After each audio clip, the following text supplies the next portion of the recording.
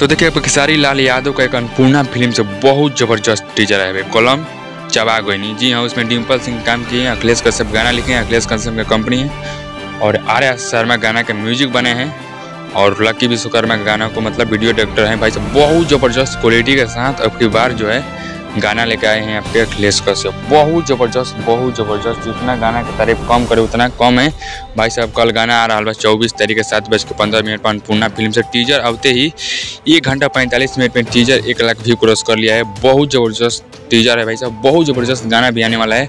तो आप लोग जरूर गाना को एक बार सुनिए और टीजर अभी तक नहीं देखे जाकर देखिए, क्योंकि गाना का कल इवेंट भी है। गाना का इवेंट में पटना में भाई साहब बहुत ज़बरदस्त मानी बहुत तगड़ा तरीका से कम बैक कर रहे हैं अखिलेश कश्यप अन्नपूर्णा फिल्म से खेसारी लाल यादव का इस बार ज़बरदस्त तरीका से, मतलब ज़बरदस्त, जितना कम करे तारीफ उतना कम है, लेकिन ज़बरदस्त तरीके से आपके ट्रेंडिंग ऐसे खेसारी लाल यादव लोग होने वाले हैं इस बार आपके अखिलेश कश्यप के साथ। चलिए मिलते हैं कुछ अपडेट लेकर।